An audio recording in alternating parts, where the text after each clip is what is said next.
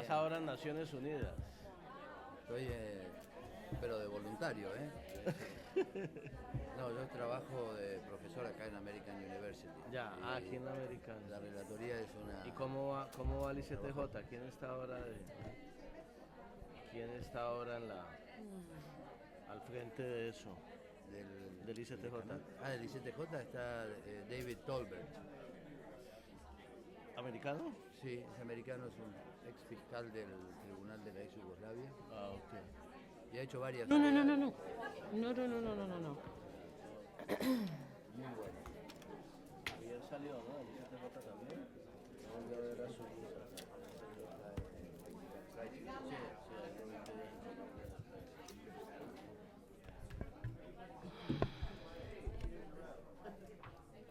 Okay, we'll get started.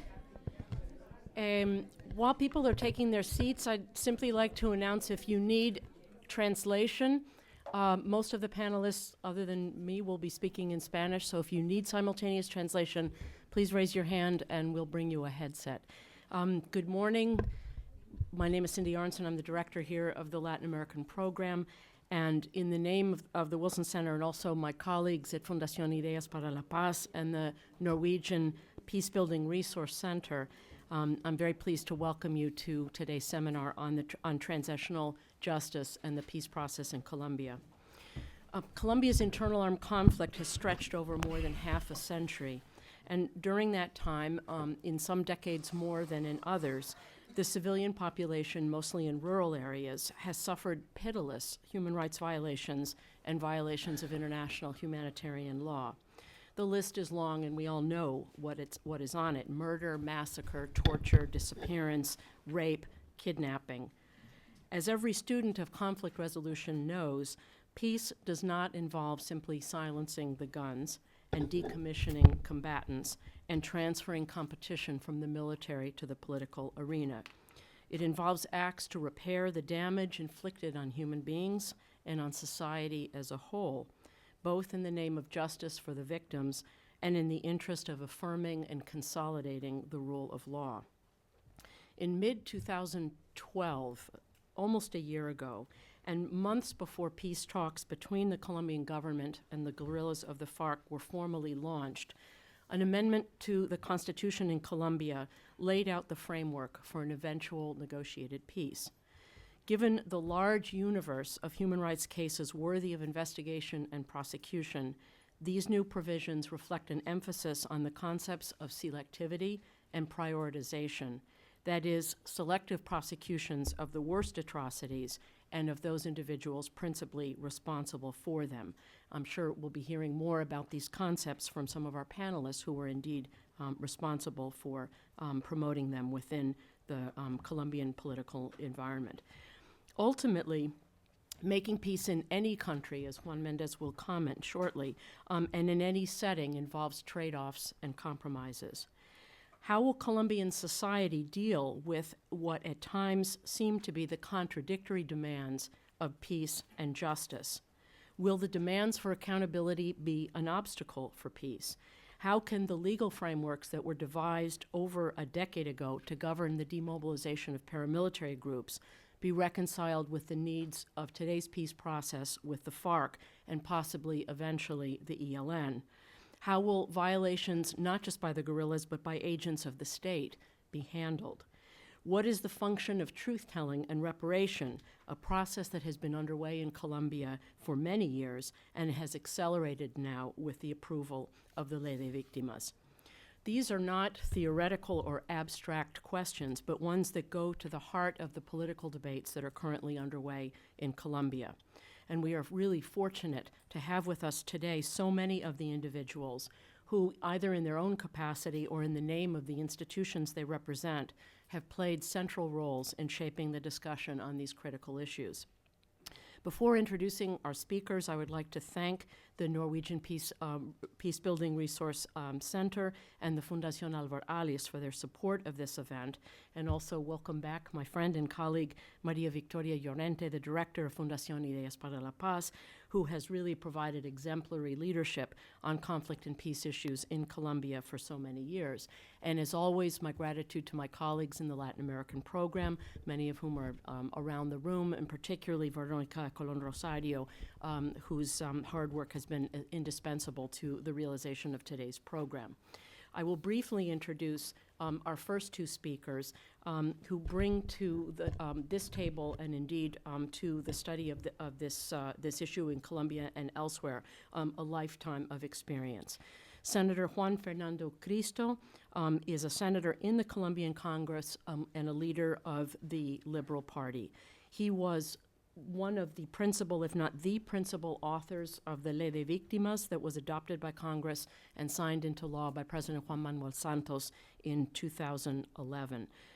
He has served in various capacities as Vice Minister of Foreign Relations, as Presidential Counselor for Communications, and Colombia's Ambassador to Greece. He has served continuously in the Colombian Senate since 1998 and has also held a number of positions, including President of the 6th and 1st Commissions of the Senate and spokesperson for the Liberal Party. Juan Mendez, who will speak after Senator Cristo, is currently a visiting professor of law at American University's Washington College of Law. He is also the United Nations Special Rapporteur on torture and other cruel, inhuman, and degrading treatment or punishment. Juan's lifetime embodies a commitment to human rights, from first suffering as a political prisoner in Argentina during the military dictatorship to various positions as an advisor to the International Criminal Court, the director of the International Center for Transitional Justice, positions on the Inter-American Institute for Human Rights, the Inter-American Commission. He is an author, has taught at the Law School of the University of Notre Dame, and I think most critically in my life has been the person from whom I first began to learn about Colombia, literally by editing the reports that he was writing while I was at Human Rights Watch Americas under Juan's direction. So I would like to thank again our panelists and begin with Juan Fernando Cristo. Thank you. Muchas gracias, Cintia. Un saludo a Juan Méndez y un agradecimiento al Wilson Center, al Instituto de Ideas por la Paz, por la oportunidad de estar hoy acá en Washington hablando de este tema tan importante para los colombianos como es el proceso de paz en el que estamos actualmente embarcados y del cual seguramente antes de terminar esta semana tendremos unas primeras noticias muy positivas llegando de La Habana. Yo quiero comenzar esta intervención saludándolos a todos. Veo aquí varias o bastantes caras amigas con las cuales he tenido la oportunidad de, en los últimos 5 o 6 años, desde que comenzamos el proceso de sacar adelante en Colombia una ley de víctimas y restitución de tierras, hemos tenido la oportunidad de intercambiar opiniones y hemos tenido también su apoyo y su respaldo permanente en este proceso de la ley de víctimas y restitución, al cual me referiré más adelante en esta charla. Para comenzar, yo quiero, Cintia, más allá de la presentación y de la hoja de vida, para hacer un contexto de la situación de violencia en Colombia, dar una información básica de quién les está hablando hoy, porque me parece que es importante mirar la trascendencia que tiene para Colombia el tema del perdón y de la reconciliación para alcanzar la paz en nuestro país. Quien les habla, además de la hoja de vida que relató Cintia y de los cargos que he ocupado, yo quisiera complementarla con 3 informaciones. Primero, vuelvo y digo, quien les habla es víctima de la violencia en Colombia. Su padre fue asesinado en 1997 cuando se desempeñaba como senador de la República por el Ejército de Liberación Nacional en la ciudad de Cúcuta, en Colombia.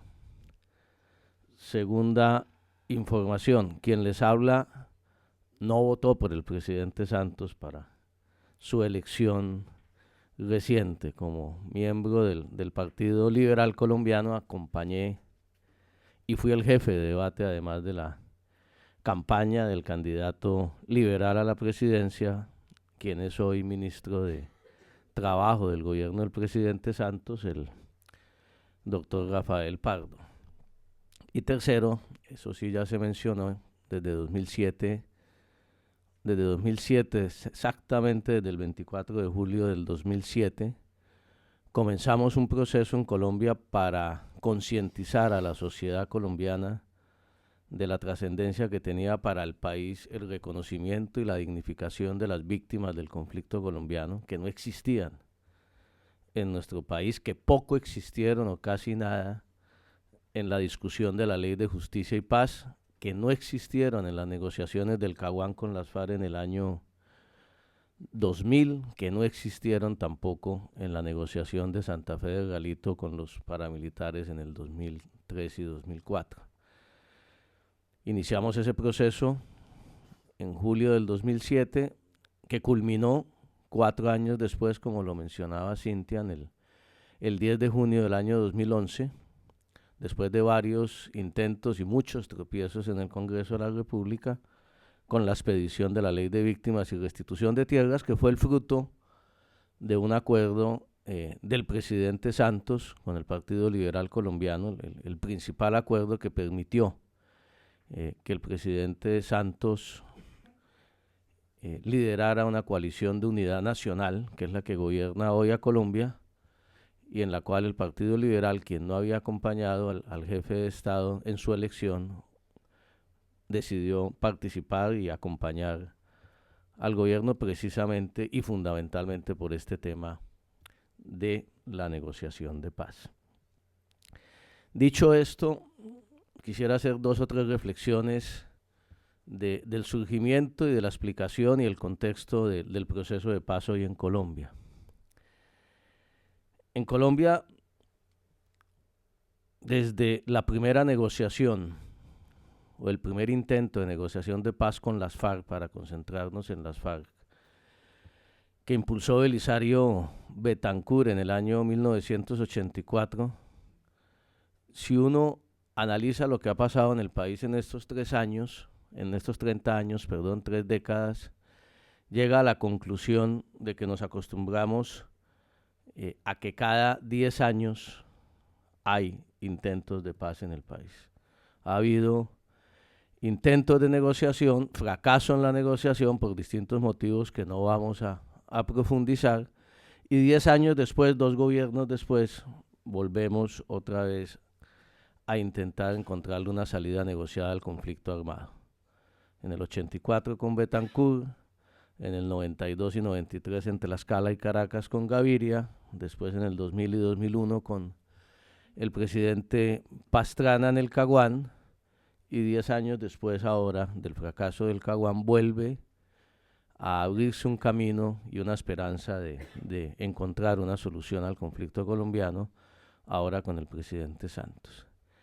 Esto lo digo porque para decir con toda claridad que cualquiera hubiera sido el presidente elegido en el 2010, incluso si los colombianos o si la Corte Constitucional no hubiera prohibido la posibilidad de que el presidente Uribe fuera a un tercer periodo presidencial, hasta el presidente Uribe hubiera estado condenado a buscar una negociación política con las FARC. Son los ciclos de la violencia y son los ciclos de la búsqueda de negociación en Colombia, y de alguna manera la superioridad militar hoy del Estado colombiano frente a las FARC, que se ha venido consolidando en la última década, es la que abría el camino y la que permitía fundamentalmente esa negociación de paz.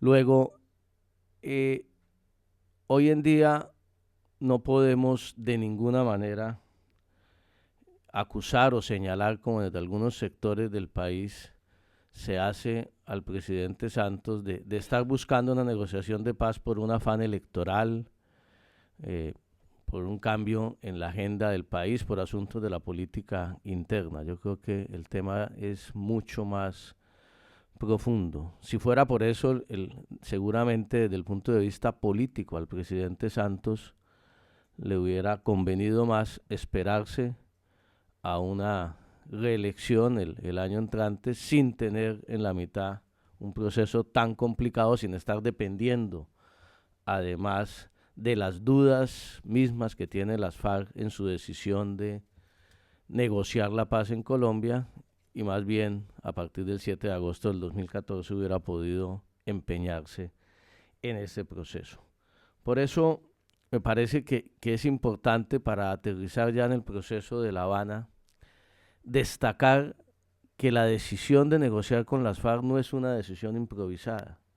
No fue que una mañana Santos se levantó y se iluminó y pensó, hay que sentarse con estos señores de las FARC, que ahora sí, tiro fijo les mandó una señal desde el cielo después de su muerte natural en las selvas de Colombia para firmar la paz en Colombia. No.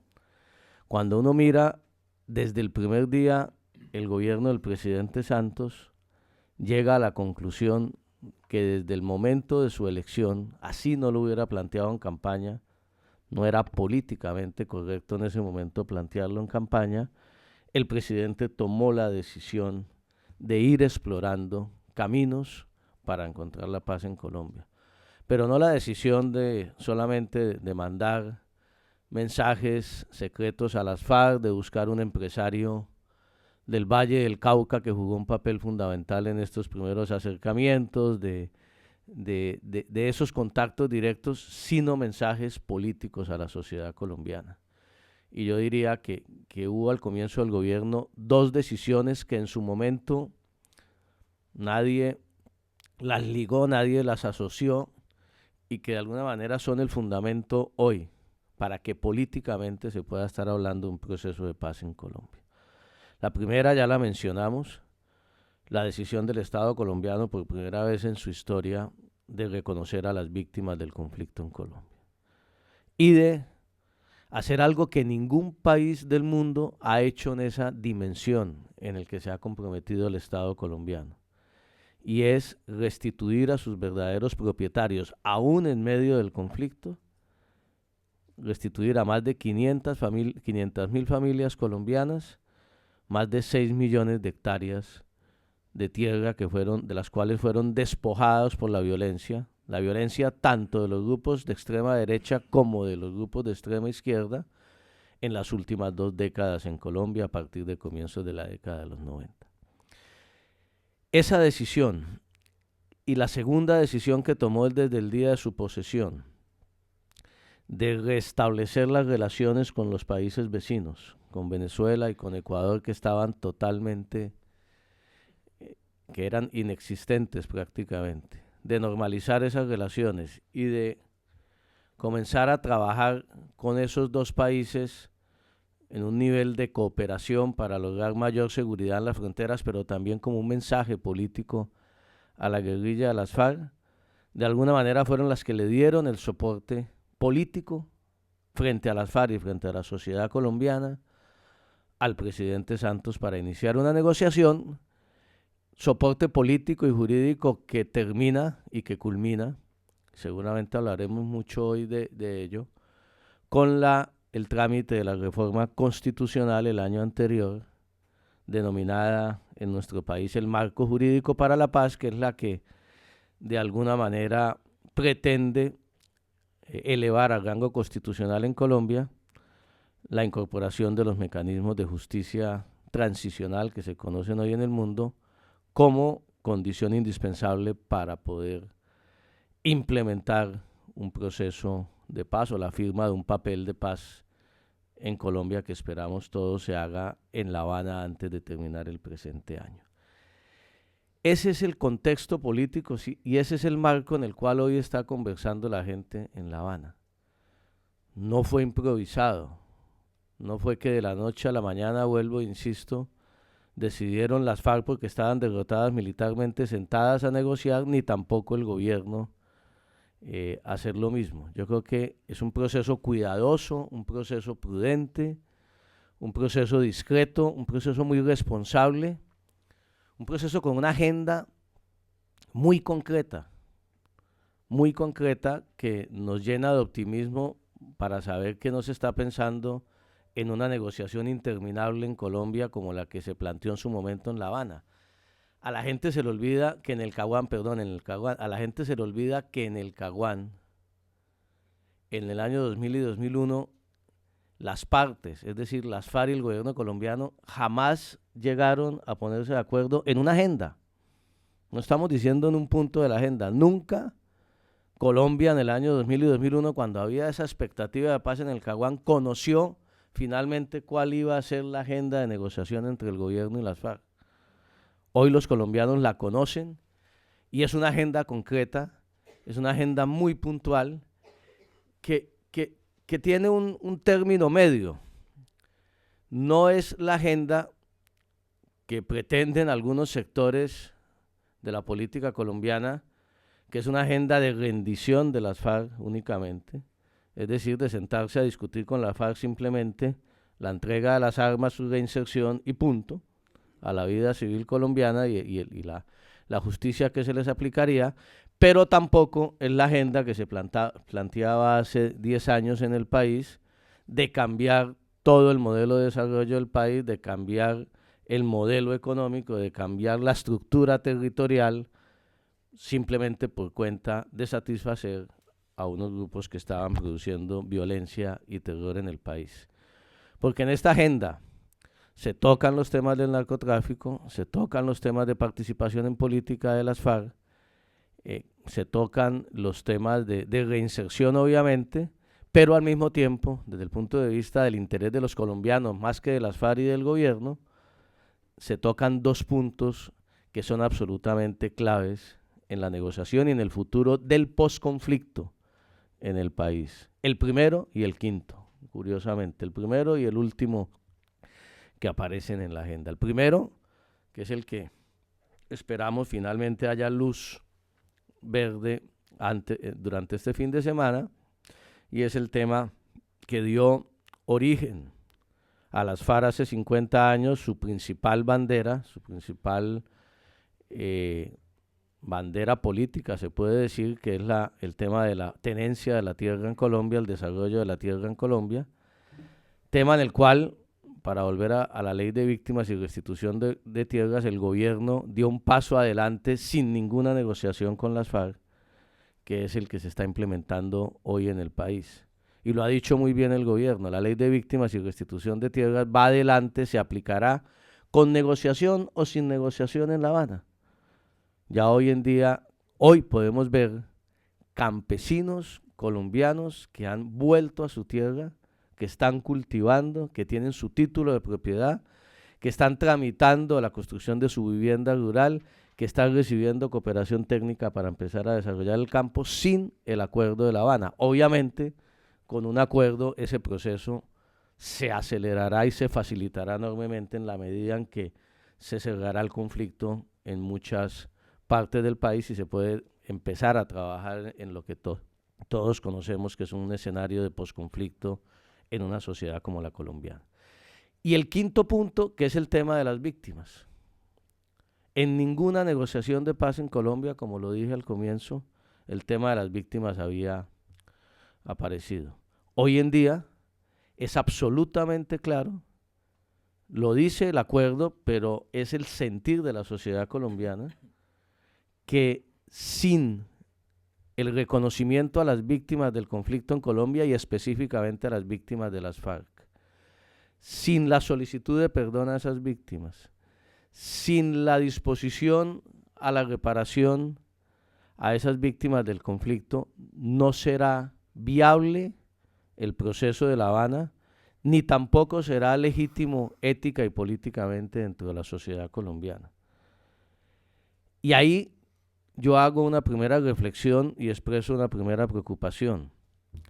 más allá de la preocupación de algunos, de la participación en política o no de las FARC, del tema de justicia transicional y la aplicación de los mecanismos de justicia transicional a los integrantes de la FARC, que por supuesto son muy importantes. En este tema de las víctimas y el reconocimiento de las víctimas, creo que las FARC están cometiendo una gran equivocación. Han sido torpes y han sido tacaños, por decirlo de alguna manera muy colombiana, en el reconocimiento a las víctimas, a sus víctimas. No es aceptable que a estas alturas del proceso, después de 6 meses sentados en La Habana, los señores de las FARC no hayan pronunciado una frase tan sencilla como decir: en el conflicto producimos víctimas, provocamos víctimas, secuestramos, asesinamos, y vamos a ver de aquí en adelante si a través de una comisión de la verdad o de los mecanismos de justicia, cómo vamos a llegar a la verdad de esto. Pero lo cierto es que incurrimos en estas conductas, no lo han hecho. Y esa actitud de las FARC ha sido muy útil y ha sido muy bien aprovechada por los enemigos del proceso de paz en Colombia para salir a señalar y a satanizar, como bien lo dijo el presidente Santos al comienzo de esta semana, este proceso de paz. Allí en este tema de las víctimas, yo albergo la esperanza de que no lo han hecho porque es el último punto en la agenda. Y como uno de los principios fundamentales de la negociación que determinaron el gobierno y las FARC es que nada esté acordado hasta que todo esté acordado. Digamos que no va a haber punto tras punto, sino solamente el acuerdo final.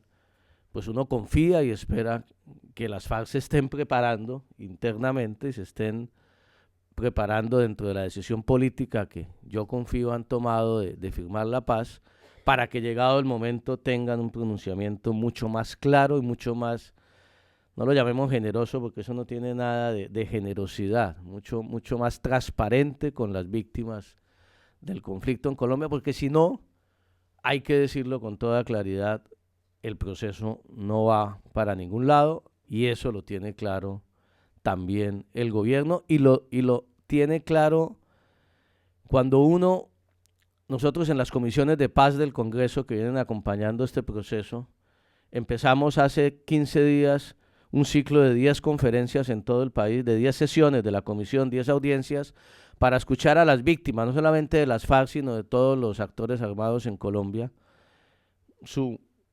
posición frente al tema de la paz, para enviar esos testimonios de las víctimas, esas posiciones a la mesa de La Habana. Hay un mecanismo coordinado en este aspecto. Y cuando uno escucha a las víctimas de las FARC, ve una inmensa disposición al perdón y a la reconciliación de las propias víctimas, mucho más allá que los actores políticos que pretenden utilizarlas. Pero también un inmenso reto y desafío y un pedido, una exigencia, una demanda de verdad y de solicitud de perdón. Y allí es donde nosotros debemos entender que solo si las FARC hacen un reconocimiento explícito de sus víctimas, solicitan perdón y empiezan a expresar una voluntad de contribuir a la reparación, podemos siquiera pensar en empezar a sacrificar algo o mucho de justicia en este balance permanente que debemos hacer entre paz y justicia en Colombia y en cualquier sociedad del mundo. Mientras tanto, ni siquiera podemos entrar a evaluar eso, y las FARC tienen que tener claro ese mensaje de la sociedad colombiana, no solamente de las víctimas del conflicto. Las FARC seguramente no han entendido que el tema de las víctimas en Colombia cambió. Hace 10 años nadie reconocía a las víctimas. Los que existían eran los victimarios. Las primeras planas de los periódicos y los titulares de los noticieros de televisión se ocupaban solo de los jefes paramilitares, de los jefes de la guerrilla, de los criminales, y las víctimas no existían. 10 años después, hoy la sociedad colombiana reconoce a sus víctimas. Las víctimas por todo el país están exigiendo el cumplimiento de su ley, están exigiéndole al Estado las historias de las víctimas salen todos los días en los medios de comunicación, las decisiones a favor de las víctimas ocupan las primeras páginas de los periódicos, y eso tal vez, por estar allá metidos en la selva, todavía no lo entienden y no lo han asimilado a las FARC, y no sé si están pensando hoy todavía que puede haber procesos de paz como los anteriores en el cual las víctimas no existían. Eso ya es inviable hoy en Colombia. Un tema adicional que mencionaba ahora, y es una reflexión que quiero dejar también. Cuando se hizo el proceso del Caguán en el año 2000 y 2001, toda la sociedad colombiana, todos los sectores políticos, todos los sectores empresariales, toda la comunidad internacional acompañó la negociación del presidente Pastrana. Si había enemigos del proceso del Caguán en ese entonces que no los conocimos, eran enemigos ocultos o enemigos agazapados, que es un término que acuñó en Colombia un miembro de una comisión de paz de los años 80, pero no eran enemigos que tuvieran un activismo político y no eran enemigos que pusieran la cara. La década del 2000 al 2010 en Colombia, y no vamos a entrar en ese debate político, sirvió para que lo que algunos llaman la derecha colombiana, yo la denomino la extrema derecha colombiana, saliera a flote, que saliera a hacer política de manera civilista y democrática, hay que reconocerlo, una derecha del país que nunca tuvo una expresión política y tuvo una representación política. Entonces, el resultado de la expresión política de esa derecha para el proceso de paz hay que tenerlo muy en cuenta. Hace 10 años no había enemigos de la paz en Colombia. Hoy en día, hay que decirlo con toda claridad y con toda franqueza, no podemos seguir con los eufemismos de decir que nadie es enemigo de la paz en el país y de que nadie es enemigo de la búsqueda de la paz. Sí, sí hay enemigos, sí hay sectores que les interesa la prolongación indefinida del conflicto armado colombiano, que les es útil desde el punto de vista económico y que les es útil desde el punto de vista político y electoral. Sí hay gente que quiere que este proceso de paz fracase y que se abra un nuevo ciclo de mano dura, que se abra un nuevo ciclo de confrontación armada, de escalamiento de la confrontación armada, 10 o 15 años más, porque le sirve políticamente y le sirve económicamente. Eso es absolutamente claro.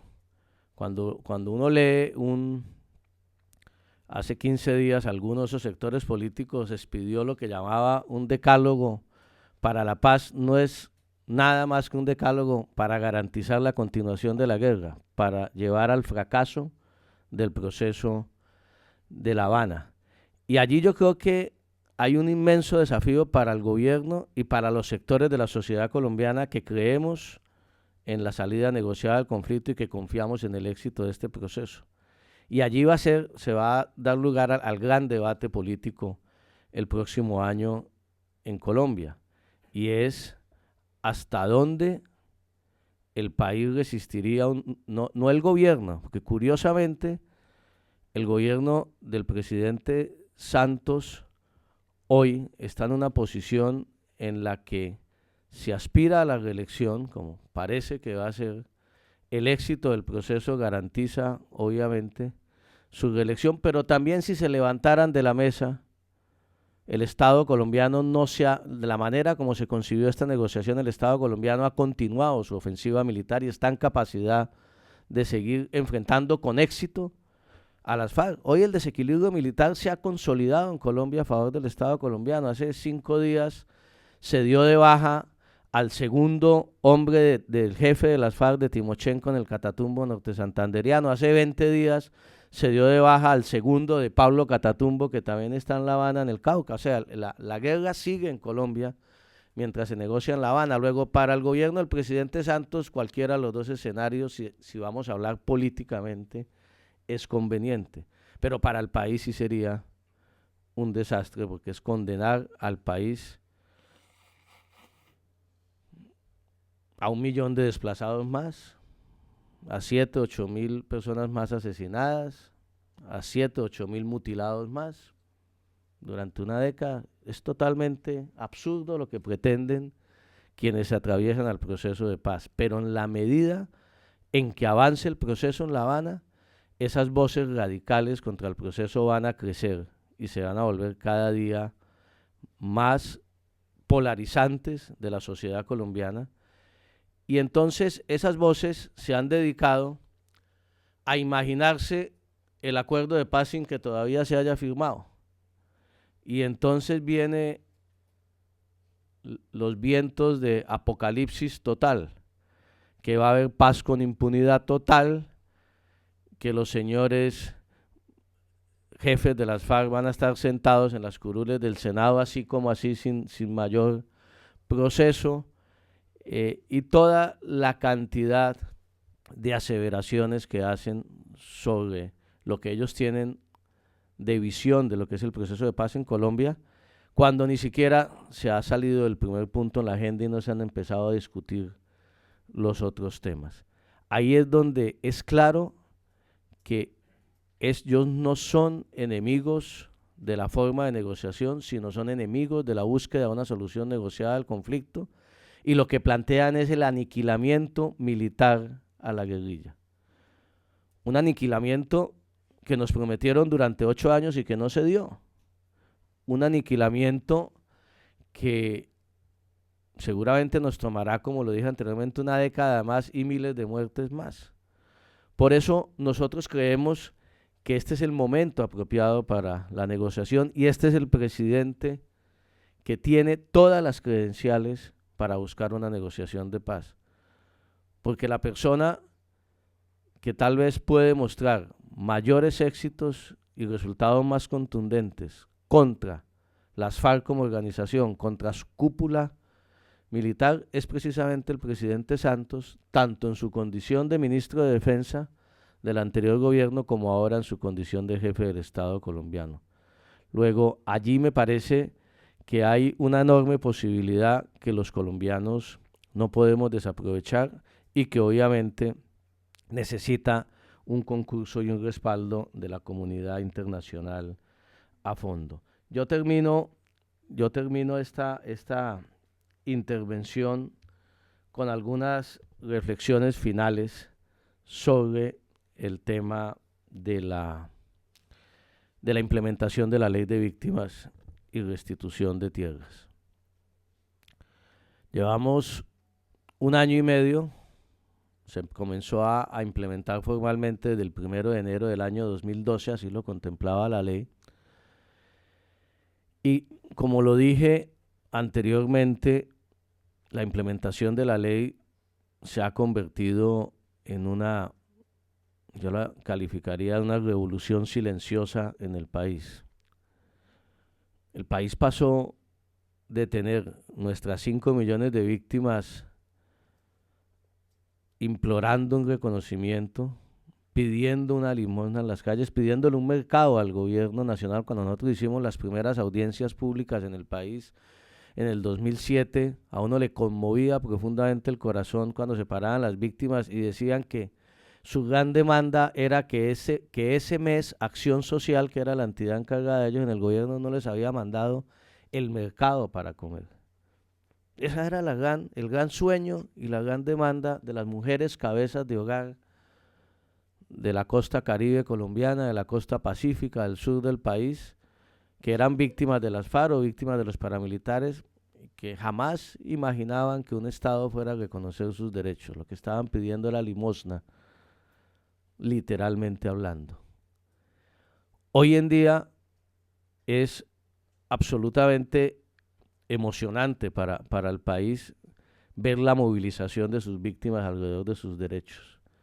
Ver cómo asisten al Congreso cada 15 días a una comisión de seguimiento que tenemos en el Congreso a exigir, a pelear, a denunciar, ver cómo tienen así cara a cara permanentemente a las más altas instancias del Estado encargadas de ese tema, a la directora de la unidad de víctimas y al director de la unidad de tierras, ver cómo exigen sus derechos, ver cómo empiezan a plantear que la ley es insuficiente y que necesitan más, ver cómo, lo decía anteriormente, ya hay fallos de restitución de la justicia colombiana de tierras en 8 o 10 meses que antes estos despojados acudían a la justicia ordinaria y duraban 15 o 20 años y sus derechos no les eran reconocidos.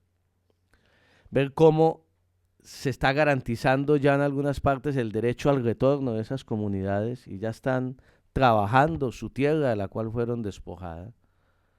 Claro, al mismo tiempo ver cómo los violentos que los despojaron pretenden mediante la misma violencia impedir que ellos reivindiquen sus derechos. Pero eso tiene mucho que ver con el proceso de paz, porque nosotros siempre afirmamos durante la discusión de la ley que en Colombia no iba a ser posible alcanzar la paz en el país si no partíamos del reconocimiento a las víctimas del conflicto. Y eso lo asumió el Estado colombiano. Y eso es lo que le da legitimidad a los negociadores en La Habana para ir a decirle a los señores de las FARC, el punto de las víctimas tiene que ir en la agenda y haga el favor, señores, y reconozcan a sus víctimas. Nosotros aquí de este lado en el Estado ya lo hicimos. Y fue una pelea durísima. Y había sectores muy poderosos del país que no querían reconocer una ley de víctimas que no discriminara a las víctimas en razón de quién fuera su victimario, que querían excluir a las víctimas de agentes del Estado del reconocimiento de la ley. Hoy eso ya no es debate en Colombia.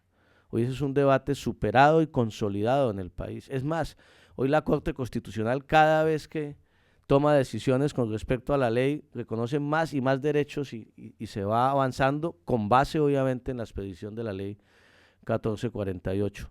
Por eso nosotros siempre dijimos, y hoy se prevé que este año se van a indemnizar administrativamente más, se va a llegar a superar los 200.000 personas indemnizados. Hoy se invierten 6 billones de pesos colombianos, yo no sé la cifra, en 3.000 millones de dólares, lo que llaman aquí 3 billones de dólares tal vez, en la reparación a las víctimas este año. Está asegurada la financiación en los próximos 10 años por una cifra similar creciente. Hay una institucionalidad en el país, 3 entidades del Estado colombiano dedicadas única y exclusivamente a atender los derechos de las víctimas, los unos para la satisfacción de la memoria con el Centro de la Memoria, los otros para la ayuda humanitaria y la indemnización administrativa a la unidad de víctimas y los otros para la restitución de las tierras de los despojados. Entonces uno se imagina que si llegáramos a firmar la paz y si llegáramos a tener cada vez más víctimas reconciliadas en el país con el Estado, pero además cesáramos el conflicto en muchas partes del país donde las FARC todavía lo tienen incendiado para no entrar en el tema de los nuevos paramilitares, pues obviamente el impulso a la ley y especialmente en el tema de restitución de tierras, que es donde tenemos los principales frenos como consecuencia del conflicto, sería muy grande. Yo dejo ahí porque yo no puedo no terminar siguiendo hablando del tema de víctimas y cierro esta intervención con una anécdota que habla de la importancia que tiene la ley para este proceso de paz y para la recuperación de la legitimidad política del Estado colombiano. Hay una líder de víctimas en los Montes de María, se llama Mayerly, de una líder de una organización de paz en Colombia y de defensa de los derechos de las víctimas, que es Red de Paz. Es una muchacha de unos 30, 32 años, como decimos en Colombia, berraca, metida ahí en los Montes de María peleando por la restitución de sus tierras. Y ella ha sido amenazada por todos los actores de la zona. Y ella sigue allá luchando, tiene un esquema de protección del Estado colombiano, tiene una comunicación directa hoy en su celular con el director de la unidad de protección, en Bogotá y ha tenido muchas amenazas. Hace 2 o 3 meses, finalmente quisieron cumplir esas amenazas y le hicieron un atentado cerquita a Carmen de Bolívar, en el departamento de Bolívar. Sus escoltas la protegieron y la salvaron, e inmediatamente fueron a la primera estación de policía, la sacaron del Carmen de Bolívar para Bogotá.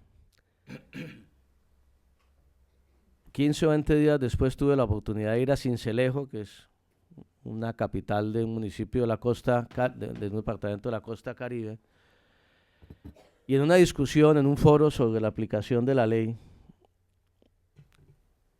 en esos foros siempre aparecen la extrema izquierda y la extrema derecha, que hoy parecen estar coaligadas para impedir la implementación de la ley y la búsqueda de una negociación política al conflicto colombiano. Y curiosamente se pararon de los dos lados activistas a hablar contra el Estado, a hablar contra la ley, que era un engaño. Los unos dicen que es un engaño, que es una farsa que montó el Estado colombiano, y los de la extrema derecha dicen que les vamos a entregar a los guerrilleros todas las tierras y que esos desplazados no son desplazados, sino migrantes internos dentro del país. Les falta decir que son turistas domésticos los desplazados que van a Bogotá y que van a rumbear al Parque La 93 en Bogotá. Y empezaron a criticar la ley. Yo no sabía que esa niña estaba en el auditorio, y antes de yo responder se paró la niña que estaba atrás, acababa de salir de su atentado.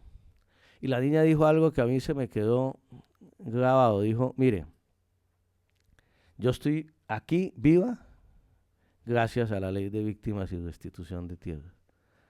Y yo estoy aquí viva luchando por mis derechos gracias a esa ley. Pero lo más importante, antes de esta ley y antes de este proceso, a mí jamás en la vida se me hubiera ocurrido, en toda esta zona donde yo vivo y donde lucho, acercarme a una estación de policía o una guarnición militar. Me daba pánico. Veía una estación de policía y salía corriendo de allí.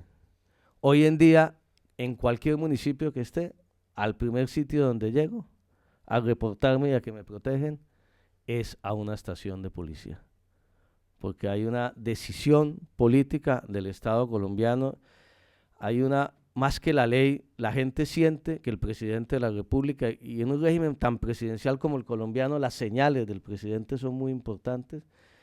Por primera vez en Colombia hay un presidente que está del lado de las víctimas y no del lado de los victimarios. Yo creo que esa es una transformación, una legitimidad que ha venido adquiriendo el Estado colombiano, que junto a la superioridad militar que tiene hoy con las FARC es lo que nos permite buscar esta salida negociada al conflicto y acabar este baño de sangre que ha vivido Colombia en los últimos 50 años. No le va a gustar esa negociación política ni a los extremistas de la izquierda ni a la ultraderecha en el país que quiere continuar la guerra, pero confío en que los que estamos en el centro, no en el puro centro democrático, vamos a tener éxito en esta búsqueda de la paz. Muchas gracias.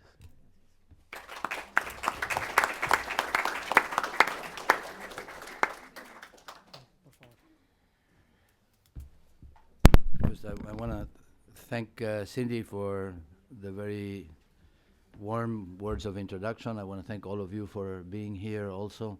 And I especially want to thank the Wilson Center for inviting me to share this panel with Senator Cristo. I have to start by apologizing for this virus that I am living through, very tenaz, as you say in Colombia. And, you know, that kind of probably gives me a ready-made excuse for what may well be a lackluster performance, that's at least compared to Senator Cristo. But it's not just my state of health. I have to start by recognizing that I don't follow events in Colombia all that as closely as I would like. I don't know the details about what is at stake in the negotiations in Cuba. but I do know enough about Colombia to share with all of you a very fervent, deep-seated hope that this time it's for real, that this time Colombians will find a path to peace, but a path to a peace that is just and fair, and that therefore deserves the support of everybody. I'm going to talk to you about the Marco Jurídico para la Paz, but I want to say that the domestic legislation that in Colombia is called the Marco Jurídico para la Paz cannot be understood in a vacuum. It's got to be understood in the context of an international law framework for peace that has been developing over years, and particularly in regards to conflict resolution and the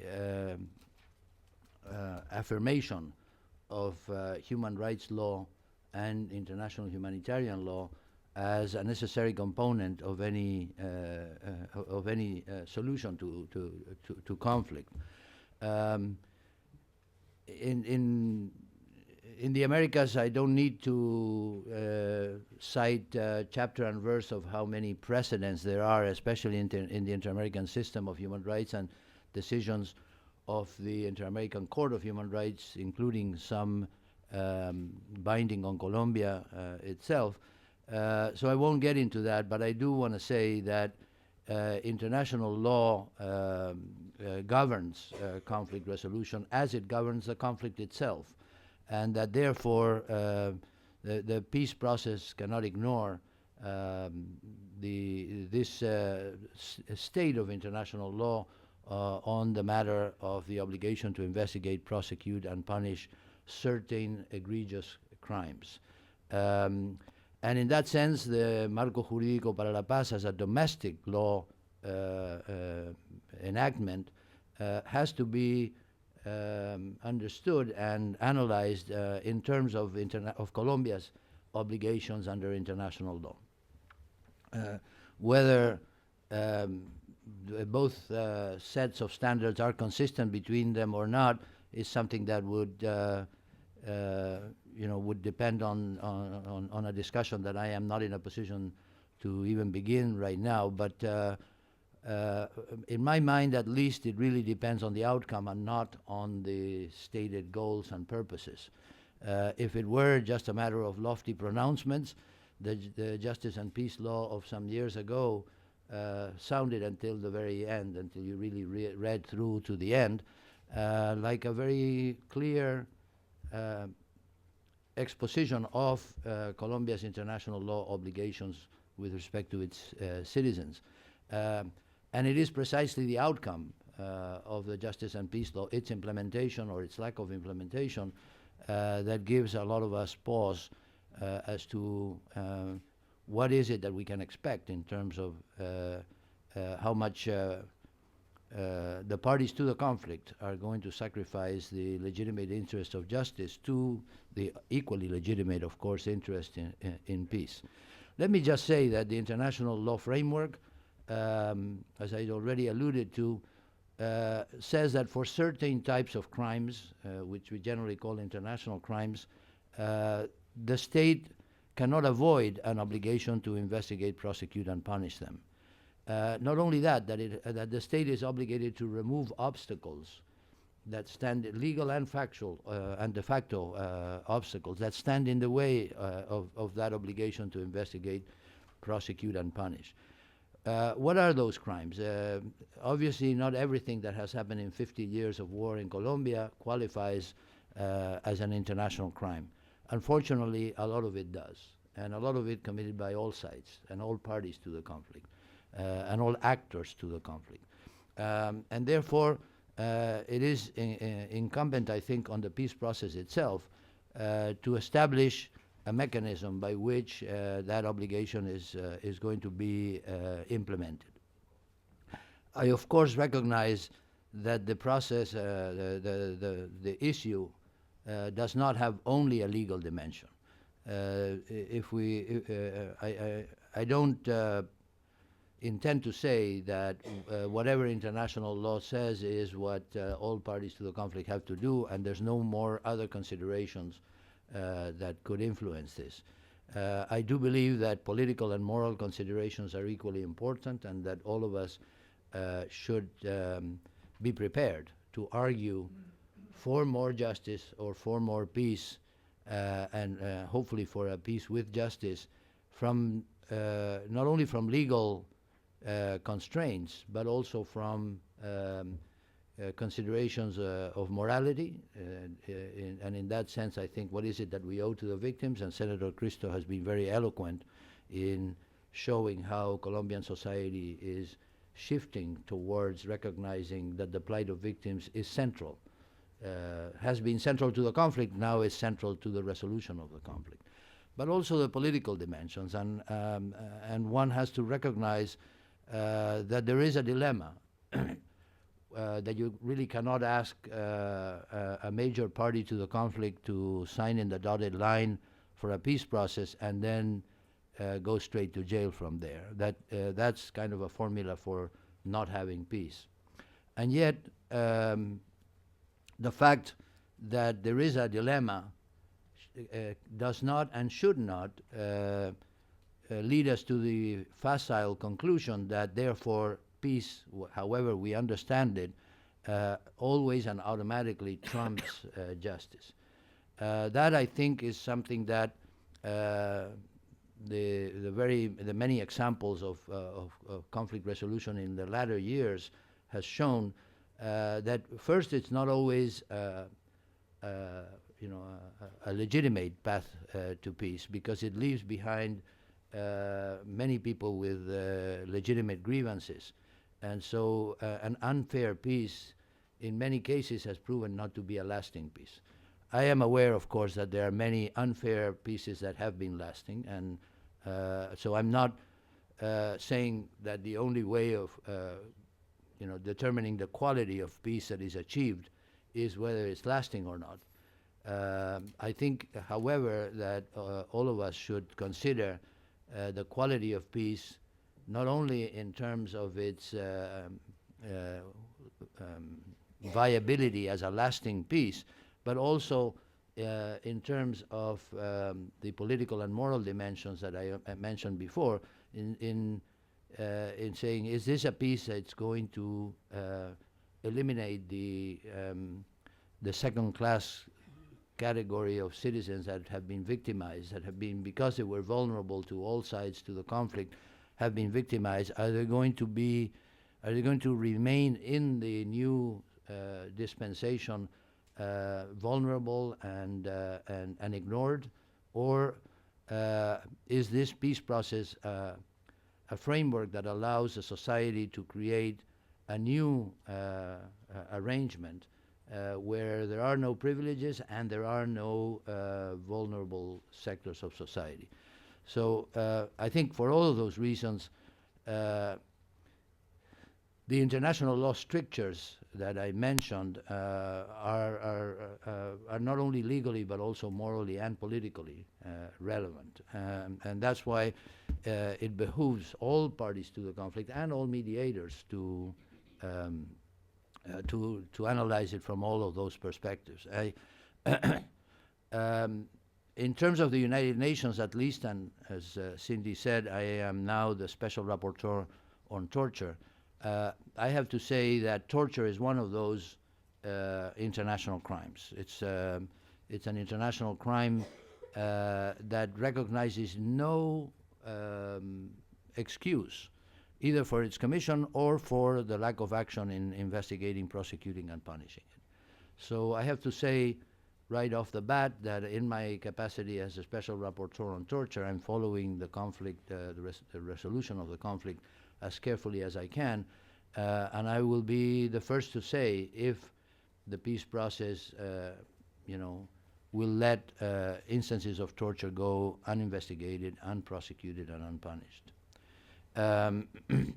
But torture is one of the crimes. The other international crimes that are relevant to this are crimes against humanity and war crimes. In both of those cases, since 1945 at least, international law recognizes this obligation to investigate, prosecute, and punish. Fortunately, now we have clear characterizations of what are crimes against humanity and what are war crimes. They are in the Geneva Conventions, particularly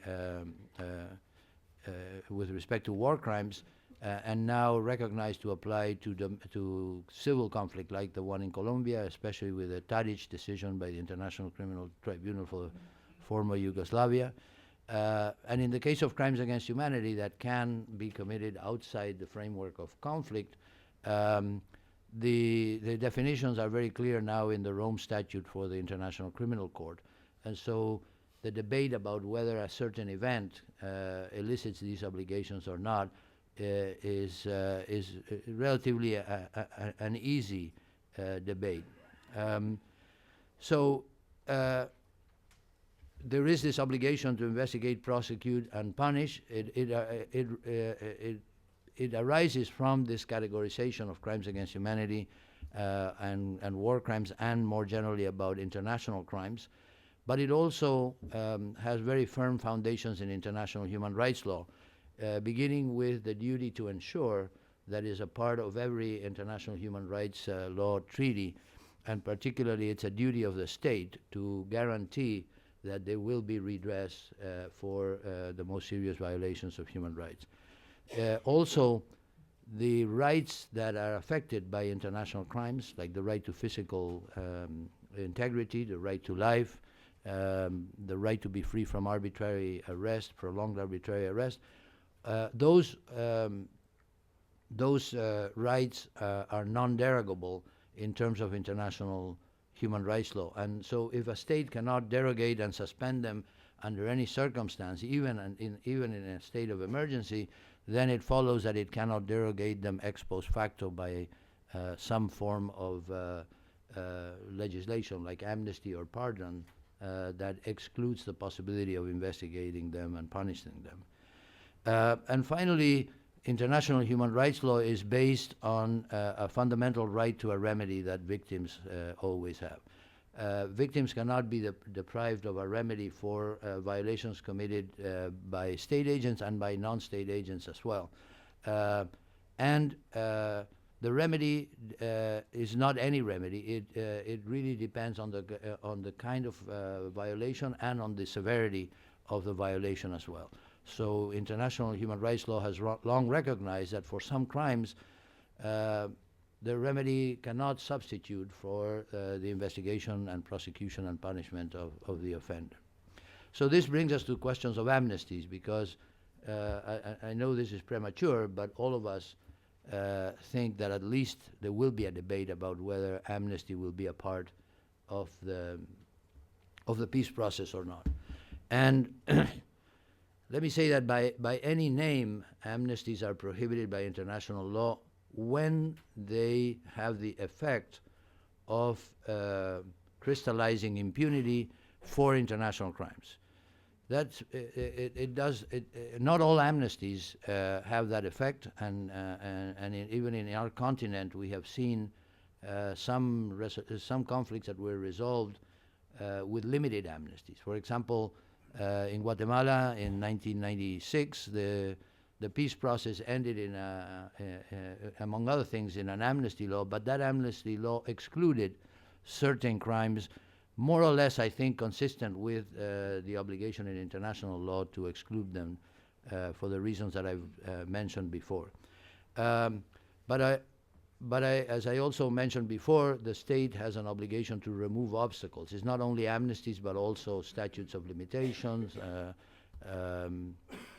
pardons, and even forms of de facto impunity have to be removed. But there is, however, the requirement by the Geneva Conventions, particularly by Protocol 2 to the Geneva Conventions, that is the most complete framework that applies to domestic conflict, to non-international conflict, that requires amnesties. Amnesties for the purpose of national reconciliation, just to use some shorthand here. And I think not only that we have to recognize that those amnesties are required, but we should be in favor of them and we should promote them. because it's clearly understood that the amnesty required by Protocol 2 is amnesty for the crime of rising up in arms against the state, for the crime of rebellion or sedition or treason, and for relatively lesser forms of violations committed by the parties defending the state. It is not an amnesty for war crimes, and that therefore we should encourage the state to offer a very generous amnesty to all those who are fighting, as long as they have behaved as they fought, or at least there's no evidence that they behaved in fighting in violation of the laws and customs of war. In fact, in many conflicts around the world, that limited type of amnesty is encouraged and is proving to be a good way of separating the spoilers of the peace process from those who are genuinely fighting for whatever ideological or political reason, but they are not violating the rights of others in so doing. So it's important to not only to recognize that some amnesties are legal, but actually to very actively promote that kind of amnesty. So this brings me to something that Senator Cristo has mentioned repeatedly, and that's transitional justice. And transitional justice is becoming quickly a term of art in international law. But the first thing that I want to say is that transitional justice is not a kind of soft justice. It's not soft justice light. It's not an opportunity to substitute these obligations that I mentioned before for something that will not break the cycle of impunity. So, of course, here I don't pretend to be the owner of the words transitional justice, and the terms have been interpreted in different ways and in different contexts as well. But I do think that as a matter of international law, when we talk about transitional justice, we do talk about 4 obligations of the state: to truth, to justice, to reparations, and to institutional reform. And we also say that those are not a menu that the state can choose from and decide to do reparations but not truth, or truth but not justice, or institutional reform without any of the other 3. Obviously, no state is ever going to be in a position to satisfy every single aspect of truth, justice, reparations, and institutional reform. But the state is in an obligation to pursue all 4 of them in good faith. So any attempt to say, well, we're not going to have justice, but we're going to have transitional justice, misses the point of transitional justice, because transitional justice, as I said, is not a way of evading these fundamental human rights obligations that I mentioned before.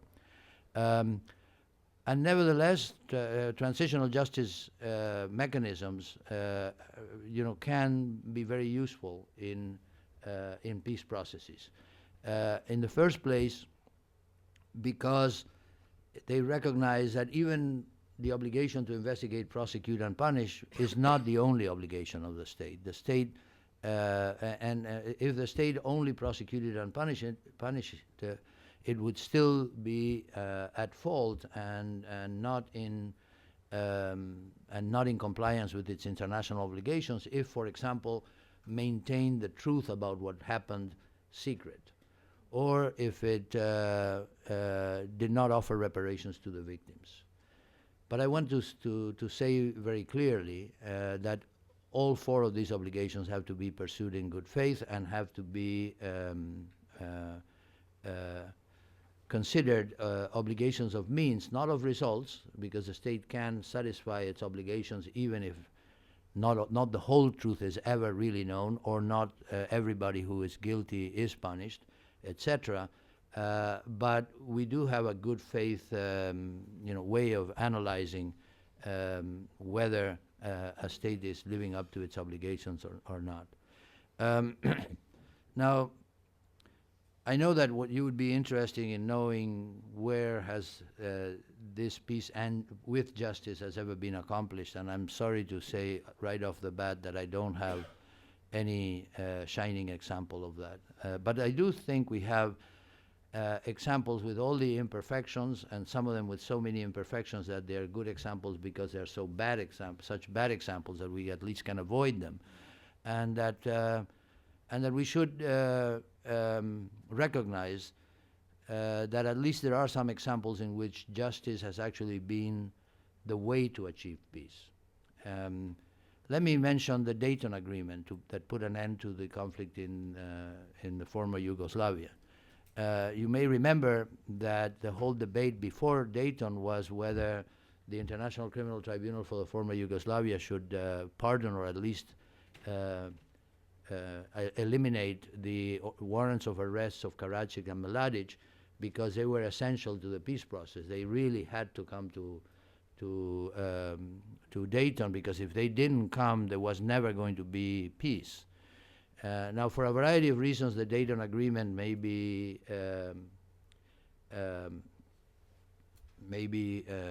lacking for many of us.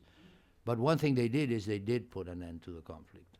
And they, to the credit of the International Criminal Court and the prosecutor at that time, Richard Goldstone, they resisted all kinds of pressures to, let go of their arrest warrants against Karadzic and Mladic. And the point is not a moral one, it's a political one. We needed to take Karadzic and Mladic out of the picture in order to get to peace.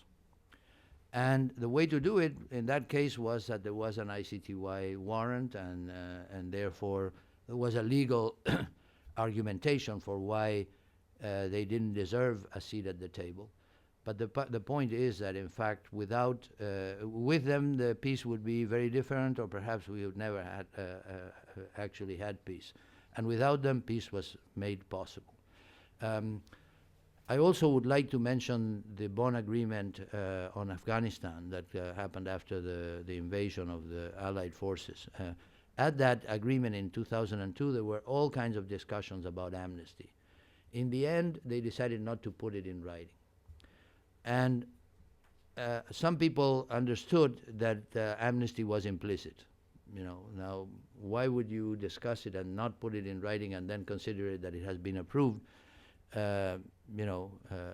You'd have to ask them. But in fact, the warlords of Afghanistan have always considered the Bonn Agreement to be amnesty and to include amnesty. And I have to say, unfortunately, the main mediators agreed with them. Lakhdar Brahimi, for example, agreed with them that amnesty was implicit.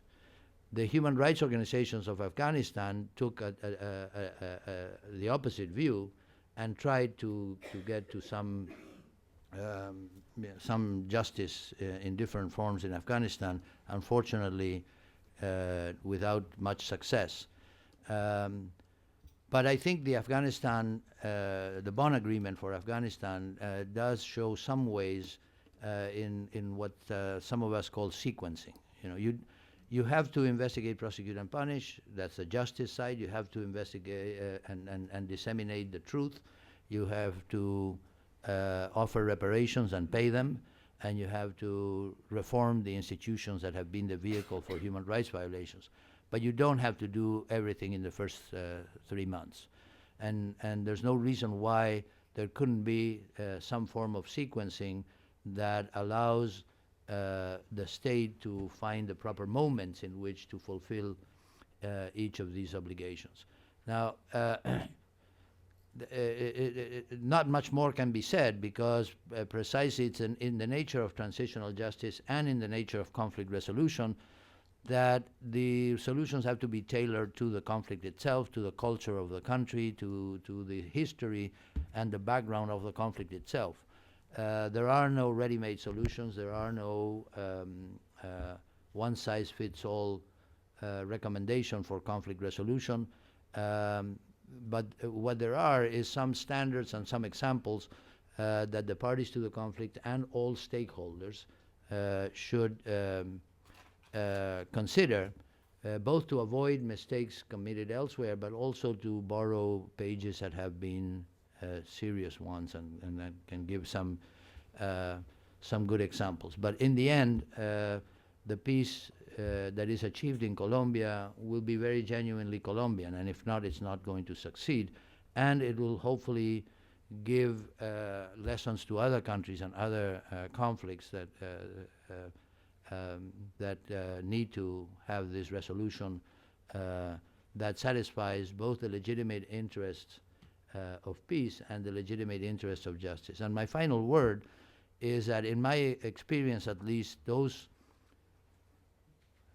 instances of peace processes that have come the closest to achieving both justice and peace, even if sometimes they have and sometimes they haven't, are those in which the decision is not left only to the parties to the conflict, no matter how legitimate their leaderships, but that in fact all stakeholders and particularly all victims are given some kind of seat at the table.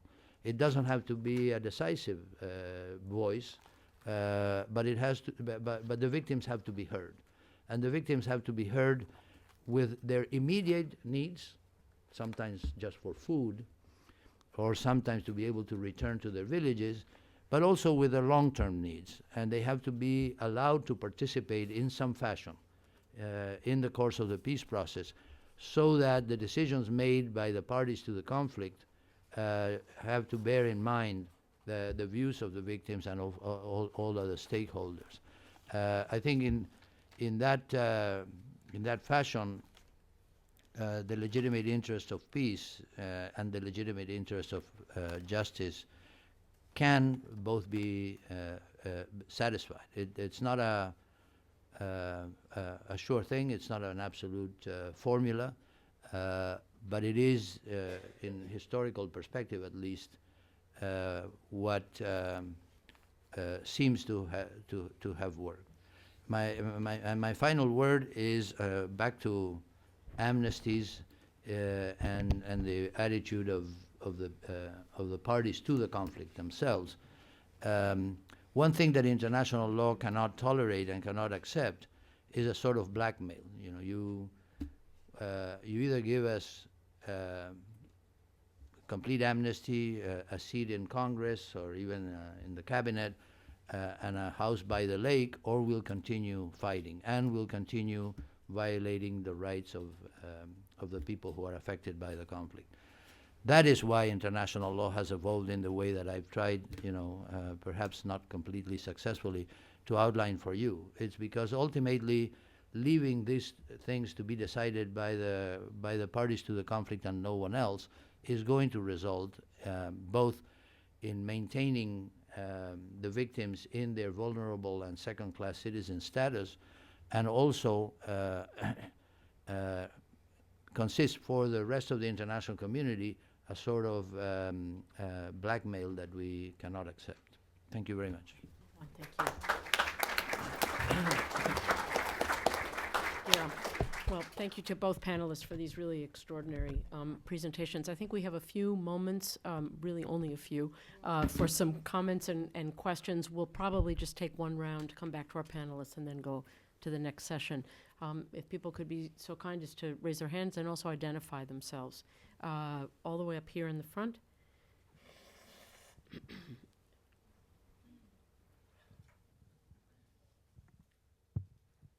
Thank you.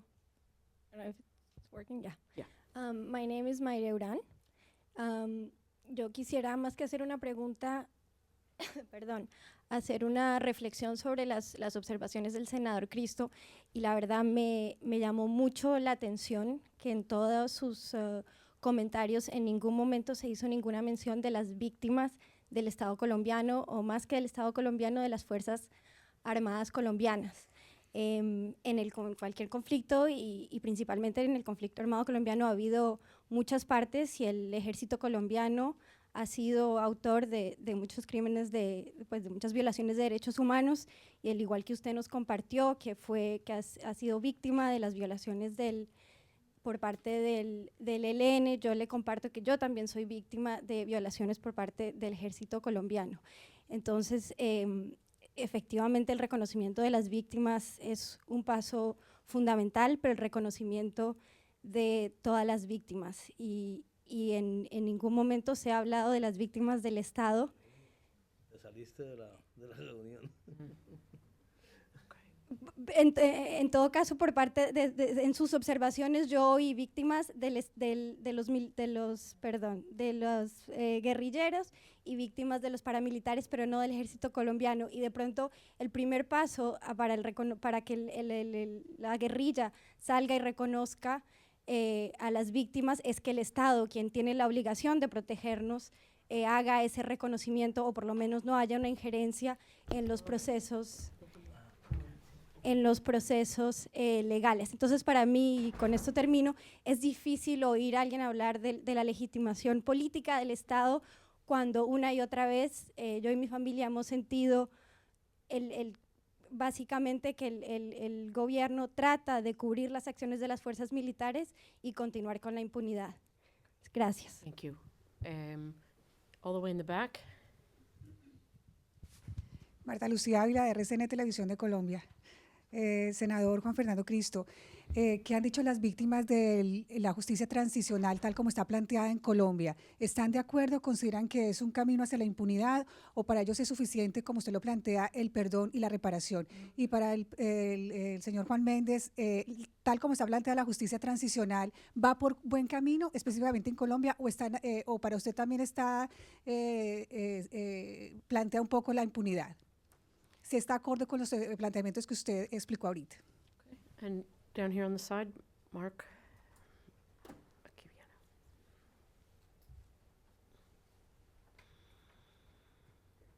Mark Schneider, International Crisis Group.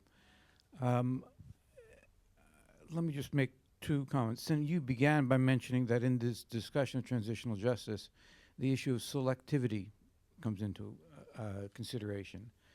And I noticed in the speech that was passed out by Sergio Jaramillo, he says that la posición del gobierno en ese tema es muy sencilla. En Colombia no habrá amnistía general para esos grupos. Y que necesariamente tendrá que enmarcarse en las obligaciones internacionales del Estado colombiano. My question really is whether, in looking at the Marco de Paz Marco para la Paz, the concept of only apparently prosecuting those most responsible for international crimes, crimes against humanity, etc.,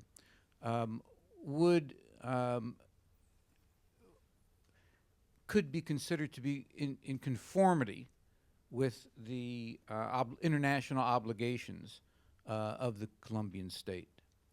And second, whether, Senator Cristo, in terms of the statutes that have to be subsequently passed to implement the Marco de Paz, the concern that many have expressed is that those statutes could be seen as permitting state agents to benefit, such that those accused of falsos positivos would no longer be considered to be most responsible, and many of them would fall to benefit what would effectively be an amnesty. And I'd be interested in your comments. And then we're going to take like one last question right here, and then in the interest of time, I apologize, we'll have to go back to our panelists. Gracias, buenas tardes. Mi primera pregunta, dos preguntas van para el senador If you could Cristo. identify yourself first. Sí, ya iba a hacerlo. Mi nombre es Diana Restrepo. Yo tengo una maestría de American University de Washington College of Law. Y la pregunta que quiero hacer es la siguiente. Senador, ¿usted encuentra problemático los debates que se están llevando a cabo acerca del fuero penal militar en relación con lo que se está proponiendo en La Habana y con el marco jurídico para la paz? ¿Cómo podríamos concatenar todo eso, especialmente si se está teniendo en cuenta que debe haber una cláusula pues de la obligación de investigar como lo decía el profesor Méndez, en relación con esas dos leyes, cómo las vamos a concatenar. Y en segundo lugar, en su presentación usted dijo en alguna parte, y no sé si lo entendí bien, que el gobierno tiene pensado terminar los diálogos a finales de este año y que se llegue a un acuerdo en La Habana a finales de este año. Es la esperanza que lleguemos a un acuerdo de paz a finales de diciembre, pero en este momento, como usted también lo dijo, ni siquiera se ha salido del primer punto. ¿Cuál es la estrategia del gobierno en las discusiones que se están llevando a cabo en este momento? Gracias.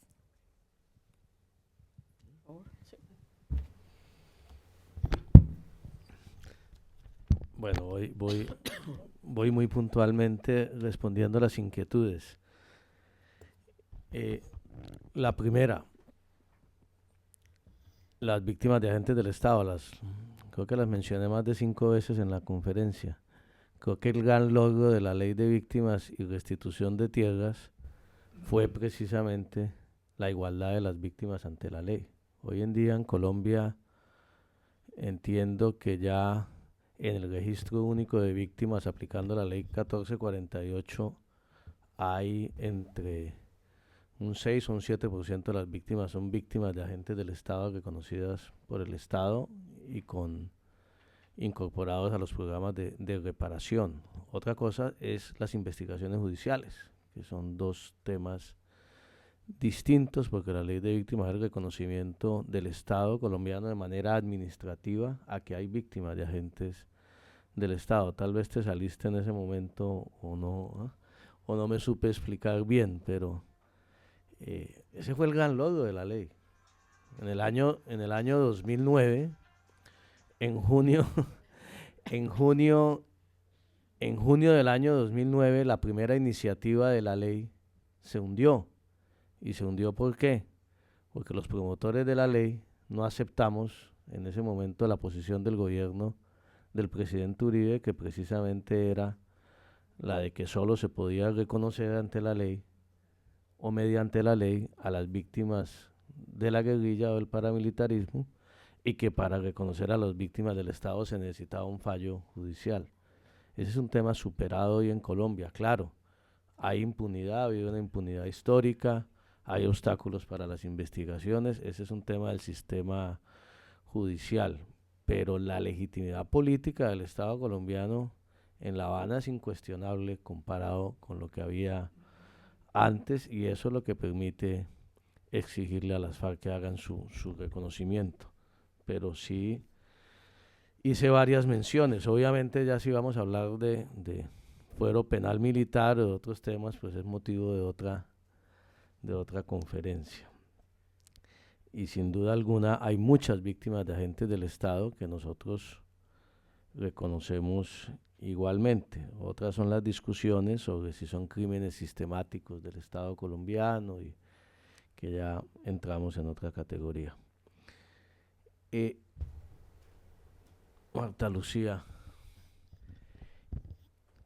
dos cosas que aquí se dijeron después en otra pregunta. Yo creo que es absolutamente claro, lo tiene claro el gobierno colombiano, lo tiene claro el Congreso colombiano, de que no puede ni debe haber amnistías generales en este proceso.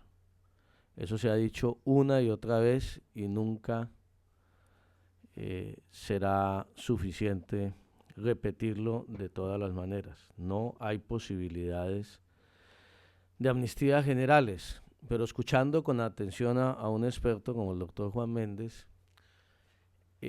sí hay que hacerse la reflexión de que hay que buscar un camino intermedio.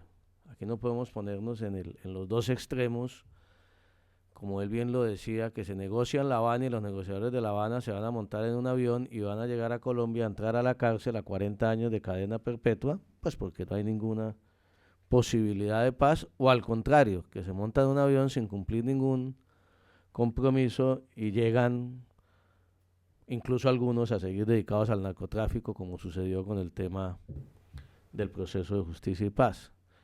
En eso consiste todo el proceso de paz, la negociación, y esos serán los temas además que tiene que definir la ley estatutaria que desarrolla el marco jurídico para la paz.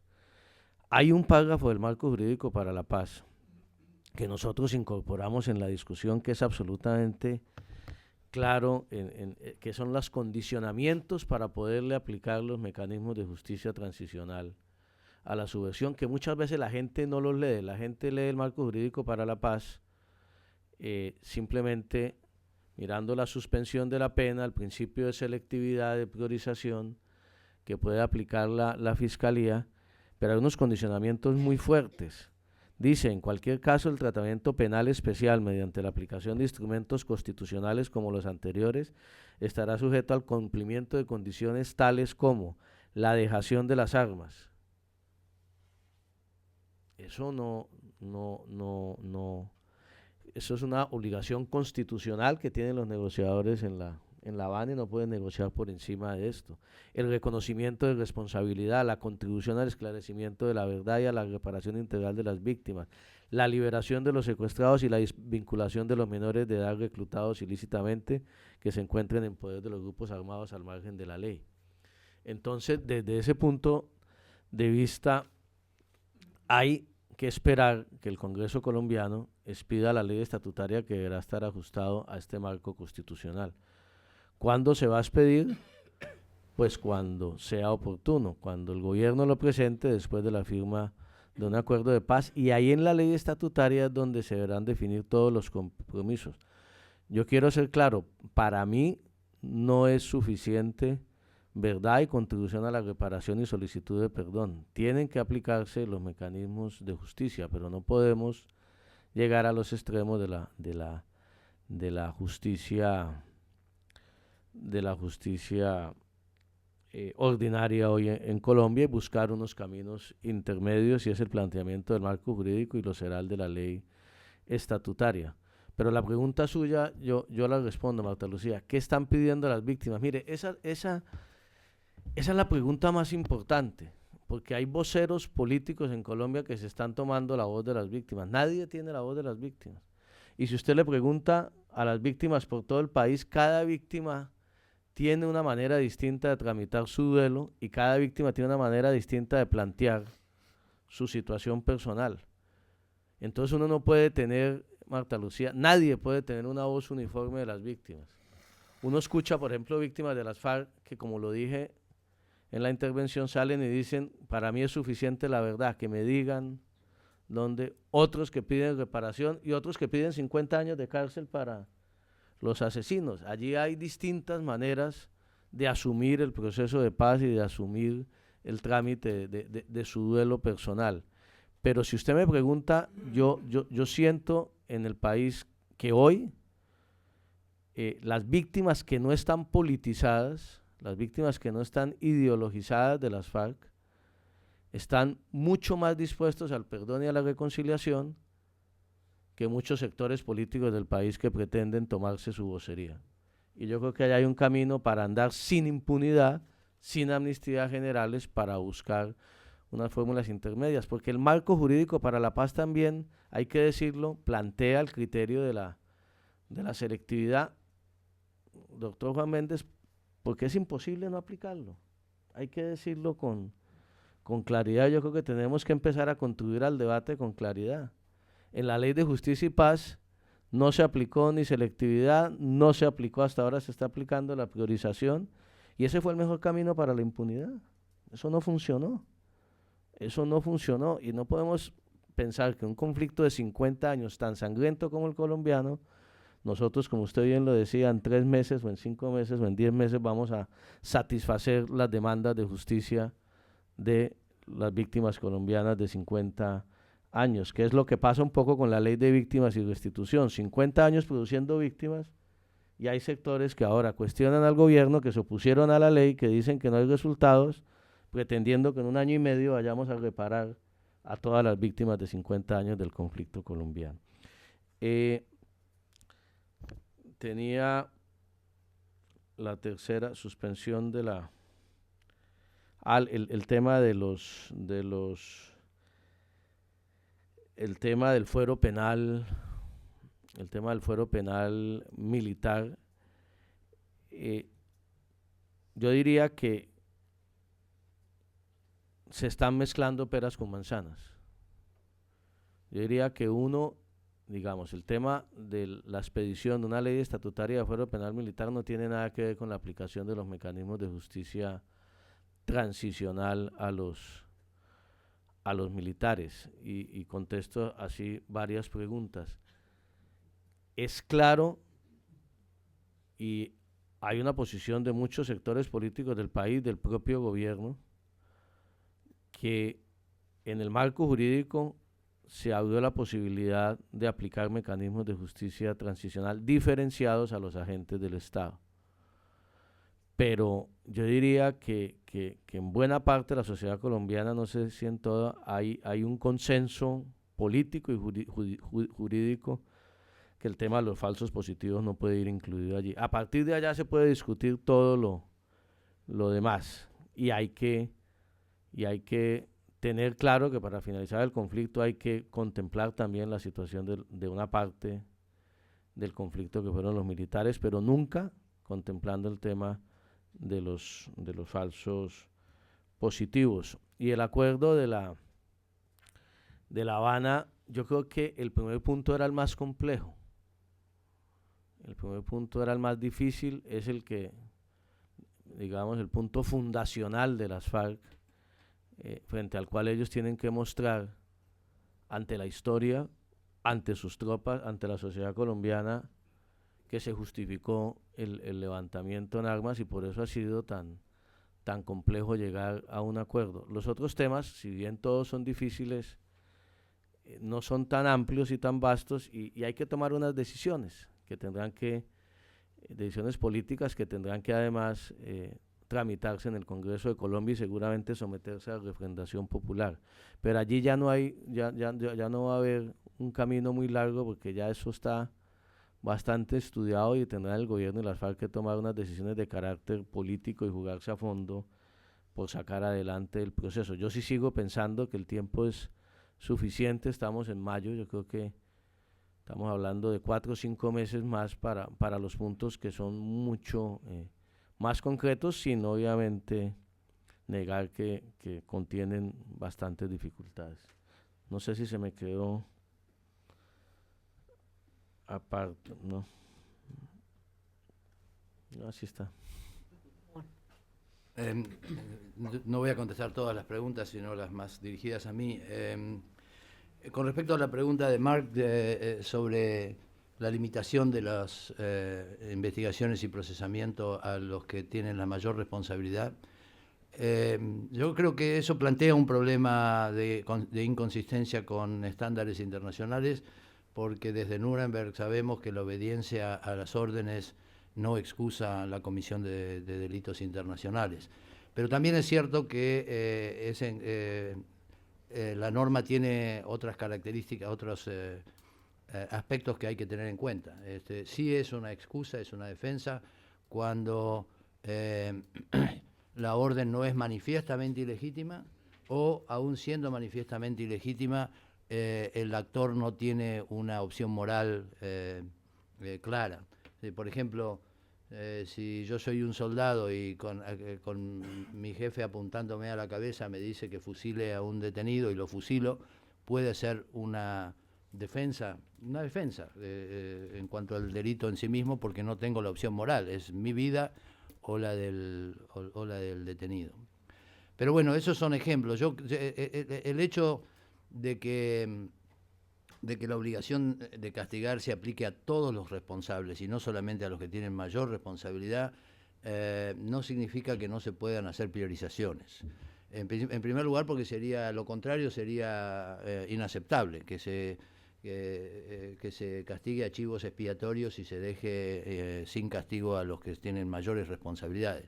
Pero yo quiero recordar que cuando la Corte Penal Internacional se dedica solo a los que tienen mayores responsabilidades, lo hace por razones de competencia, no por razones de fondo, de obligaciones internacionales.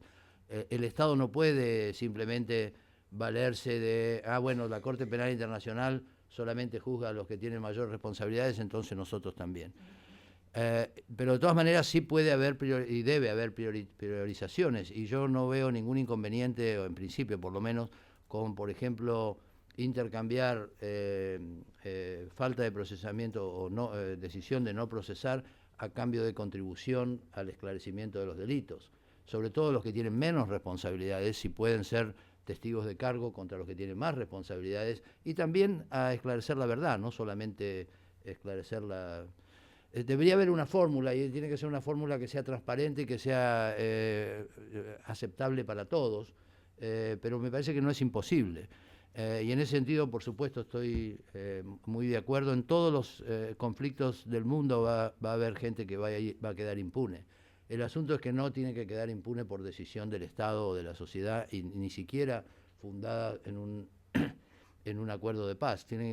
Si quedan impunes, tiene que ser por falta de pruebas, o simplemente porque, lamentablemente, como pasa en nuestro país, en la Argentina, hay algunos que se van muriendo antes de que podamos condenarlos, pero eso no significa que el Estado les reconozca su derecho a la impunidad, ¿no?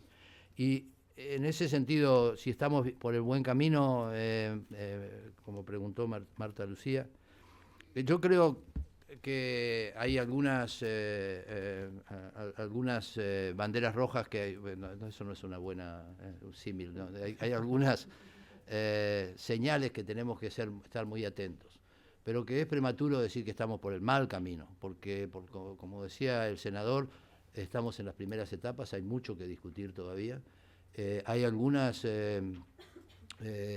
señales preocupantes, pero creo que aún esas señales preocupantes estamos muy a tiempo de poder resolverlas. Y especialmente por la cláusula a la que él aludió también, y que al final va a ser un paquete, se va a tener que aprobar todo de conjunto. O sea que algunas cosas que nos preocupan ahora pueden resolverse hacia el final. Pero no... ¿Cómo? ¿Como cuáles? Por ejemplo, la mención a los de mayores responsabilidades. Pero también, yo diría, a lo que me iba a referir ante la pregunta de Diana, que es el fuero penal militar. Yo, como relator especial para la tortura, me dirigí al gobierno de Colombia expresando mi preocupación por esa legislación, porque... en primer lugar, porque puede ser un mecanismo de impunidad en el sentido de permitir a jueces militares, que últimamente son parte de un tribunal administrativo y por lo tanto parte del Ejecutivo y no del Poder Judicial, tener, yo sé que no es una decisión final, sino que es compartida con la justicia ordinaria, pero tener una decisión sobre competencia que puede ser eventualmente un mecanismo de impunidad. Si yo lo veo funcionar en el sentido de que no es un mecanismo de impunidad, voy a ser el primero en decir que me equivoqué, pero entre tanto, toda la historia que tenemos con Colombia, especialmente con la justicia penal militar, no nos da ninguna garantía de que permitir que jueces militares determinen quién va a ser investigado y quién no, aunque no sea exclusivamente, pero sí con un cierto peso en la decisión, me parece a mí que es uno de los problemas que tenemos que estar mirando. No es solamente un problema de independencia del Poder Judicial, de independencia de las decisiones judiciales, sino también y fundamentalmente un problema de mecanismos de impunidad que a lo mejor en la letra no lo son, pero que no se puede estudiar la letra solamente, digamos, despojada del contexto histórico en el que trabajamos. Esa sería mi otra preocupación. Debe haber algunas más, y de nuevo les pido disculpas si mi familiaridad con lo que se está discutiendo no es suficiente como para darles muchos más ejemplos. Una para Diana, que es muy importante con el tema de justicia transicional. Esta semana se radicó la ponencia de la ley estatutaria del fuero penal militar, y precisamente porque esa preocupación tuya estaba por muchas partes, la mezcla de peras y manzanas, esto que tiene que ver con La Habana, esto que tiene que ver con el marco jurídico para la paz. Nosotros incluimos, le solicitamos al gobierno que incluyera un artículo final en esa ponencia que dice: esta ley no constituye ni podrá ser interpretada como un desarrollo de beneficios penales propios de la justicia transicional a que se refiere el acto legislativo 1 del 2012, o sea, el marco jurídico para la paz, con lo que pretendemos separar totalmente la aplicación y la implementación de las dos normas independientemente de lo que suceda en La Habana. Right. I'd like to thank our panelists, not only for these extraordinary presentations, but also for the very active roles that they've been playing in Colombia and in the international community to expand the possibilities of justice within the search for peace. We are way over our time limit, so what I would like to do is just ask the next panel to come up, not take a break. Those of you who need to run to the restroom or whatever, please do. Those of you who have not yet turned off your cell phones, please do that before the second panel. Please join me in thanking our two presenters. And then, mil gracias, ¿ah? Extraordinario. Bueno, gracias. Nos vemos mañana en la Viviana.